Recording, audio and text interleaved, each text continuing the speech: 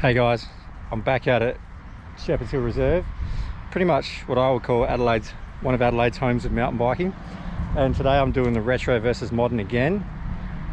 Got my babies, the LTSs, today, and I'm going to take them for a ride down DH2. Last time I did retro versus modern, I did DH1, and it was sort of like a rigid and like a sort of modernish hardtail, well, mid-90s hardtail versus the Enduro beast. But today I've got both Julies out. They're both LTSs. That's obviously called the Force. That's the LTS DS 2000. So yeah, a bit of more of a comparison. Obviously that bike's gonna be a hell of a lot quicker, but by how much is the question. So what I'm going to do today is I'm going to run my Strava, and I'm going to do the diagonal climb, and then I'm going to do DH2 with my Strava on, just to see what the difference is in time wise. Yeah, so anyway, let's do a bit of a bike check. So they're both pretty comparable. This baby's got Bomber Z1s from 1998, XT brakes from 98, IRC Cujo tyres, which were the absolute ducks nuts back in the day. So XT levers, core stem, which was pretty much the stem to ride back then with the Exonic bars. Dior chain set, Dior XT derailleur, RockShox Super Deluxe coil, WTB saddle. Now, interestingly enough, this has got a flip chip, so you can adjust the geometry of the bike, and also by screwing that in also changes the geometry of the bike. It's got a rebound adjustment there, which is pretty cool. Mavic rims, which were, you know, the ones to have back then, plus the DMR V8 flats. Righto. So moving over to this weapon, same thing, Bomber Z1s. You've got Shimano XT brakes, DT Swiss rims, which are the standard today. Assegai front, Dior XT 4-pot calipers, Renthal fat bars, you know, comparable to Exonics today possibly.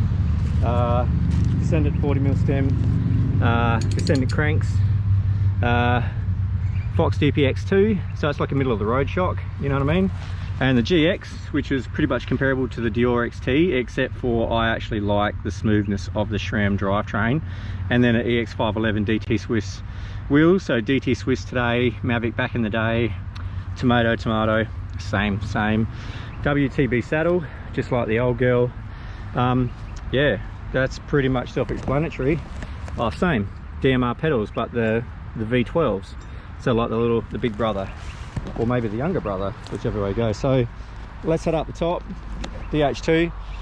Let's send it, let's put a bit of a run in, you know, like not elite race class, but you know, I'll put the pedal into it and yeah, just see how they go. So yeah, let's go to the top. Okay, on the climb up, I've taken the diagonal climb up, just being a Sunday and all, probably thought best not to go to the grey box in case there's some people coming down.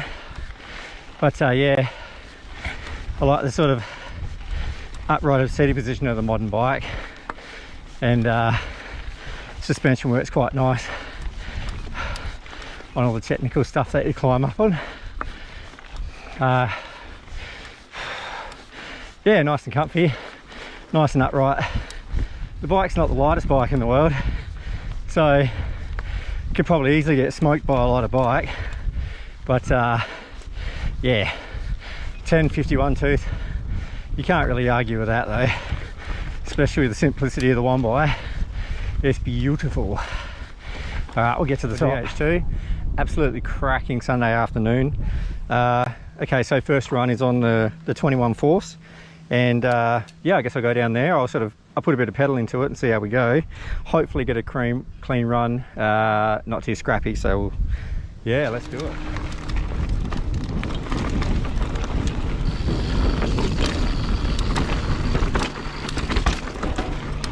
Fair that I do the first run on this, because at least this is sort of like a sight run, so the second run will be kind of warmed up.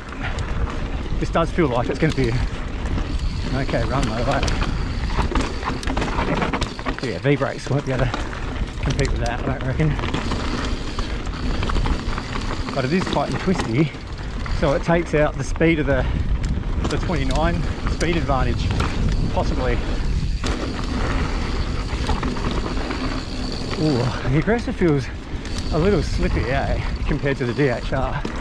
DHR's just maximum grip. Ooh, a little loose into that.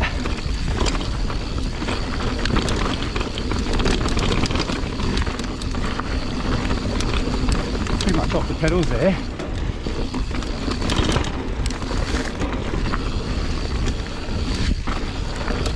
Your riding position's pretty good. That's the thing I've noticed the most, is like the head back, weight back a little bit, riding position, and the ease at which this switches gears, unreal. But you can't just go full speed mash on the pedal toe, because this track is tight and twisty enough.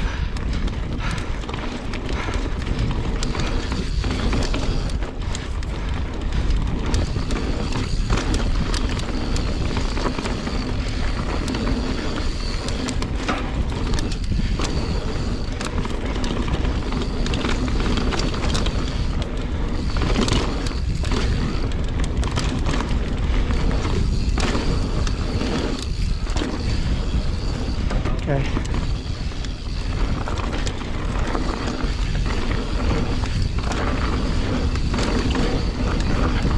This is the part where the 29er comes into play. Oh, I made that.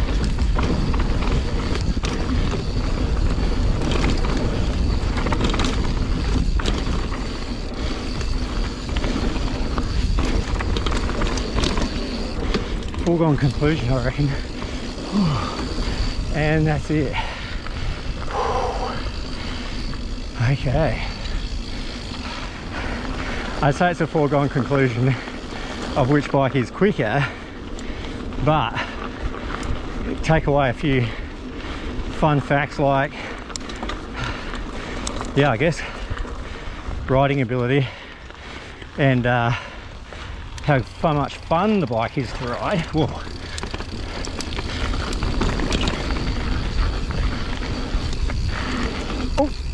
Oh, front heavy. All right, let's go get the old beast, see how she rolls.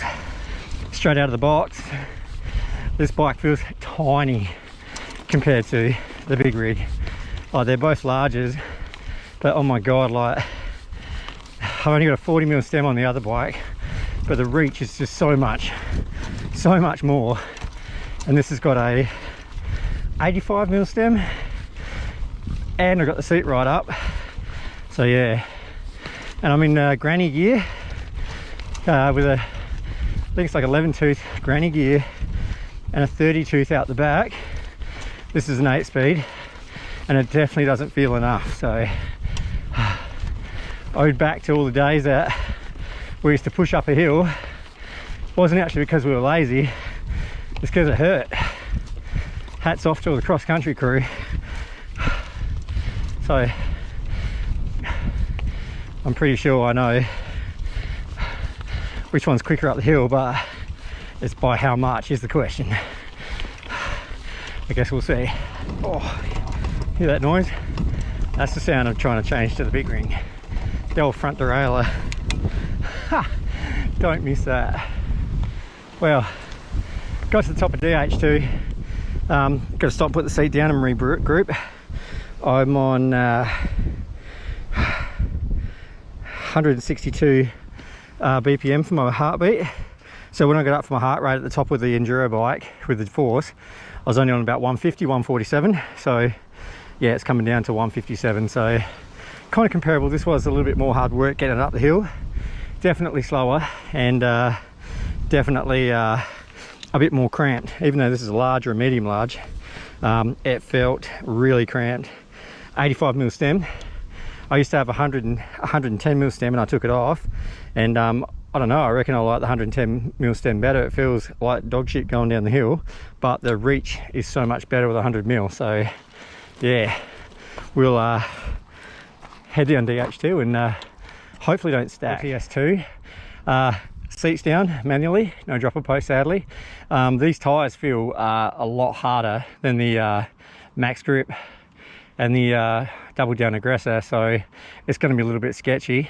Probably would have been better after a bit of rain, but I guess, yeah, let's give it a crack anyway.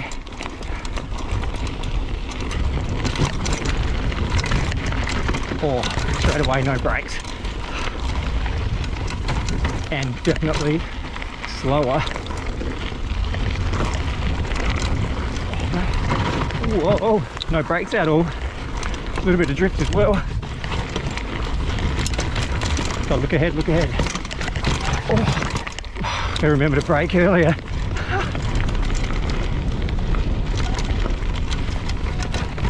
Oh, it's just like so much forward bias. Just got the brakes on earlier. Slow in, fast out, as they say. Use the firmers.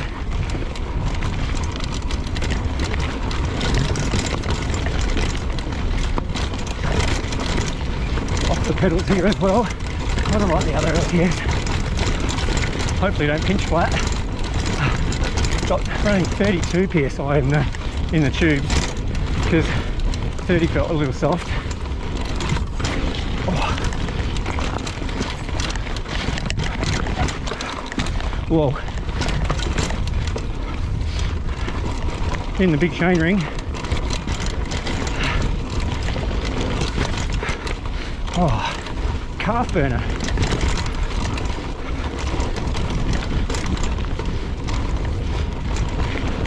Oh, front tyre so loose.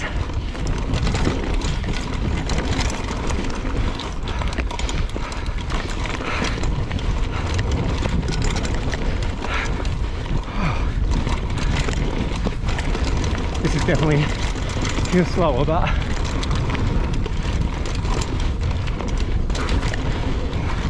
Steve Pete, you're a legend racing these things, mate.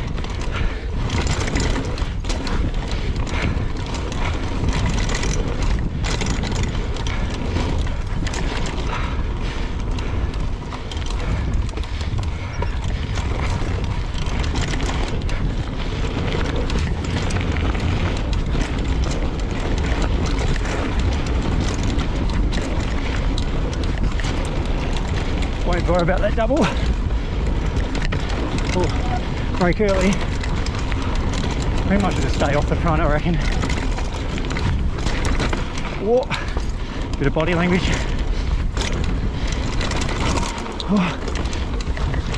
Oh, that's it. Woo. Oh, dude.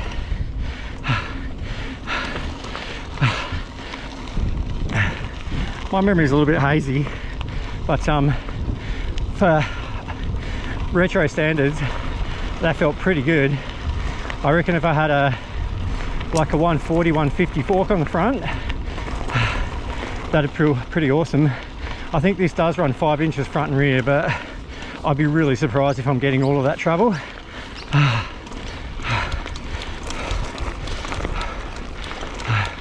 Really surprised.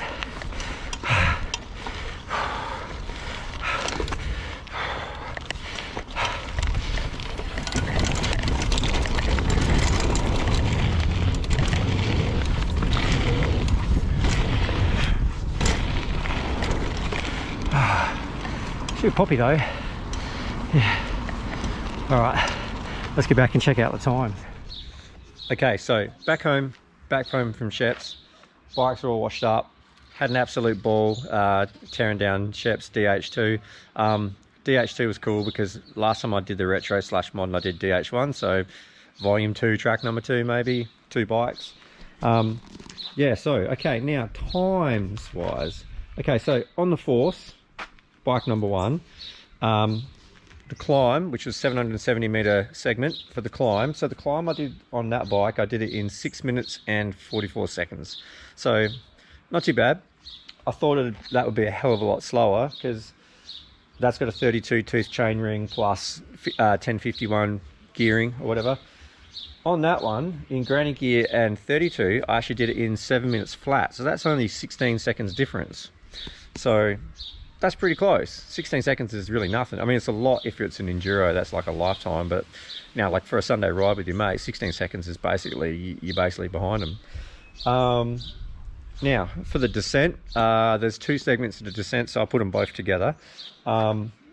On the Force, I did the DH2 descent all the way down to the bottom, and I did that in 2 minutes and 21 seconds. So 2 minutes 21 seconds for the Force. Not too bad.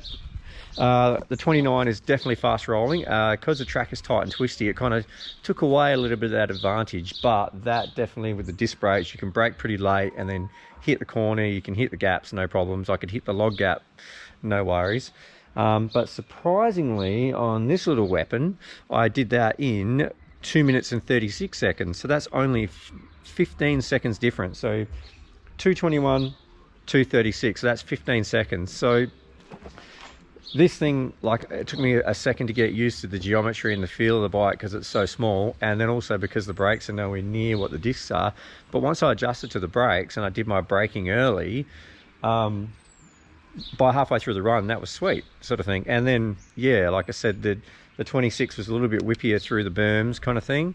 And then, yeah, that felt like a nice little playful, poppy little BMX kind of thing. So pretty surprising. So 15 seconds on the climb, sorry, 16 seconds on the climbing difference, and only 15 seconds on the descent. So I thought that was going to be at least a minute or two difference on the way up and the way down. But it just goes to show that this rickety old girl in like 21 years difference can still sort of hang with that bike there. And I guess that's another thing, like, you can probably go out there and buy a bike secondhand, and it doesn't have to be the newest bike. There's some really good bikes around the mid 2000s to late 2000s, like old Giants and things like that, are just like epic bikes, and you can get them really cheap on Facebook Marketplace or whatnot. So yeah, but yeah, thanks for watching if you did. I love making all this retro stuff, like, just being my age, I believe that these bikes should be ridden and not hidden away in your shed.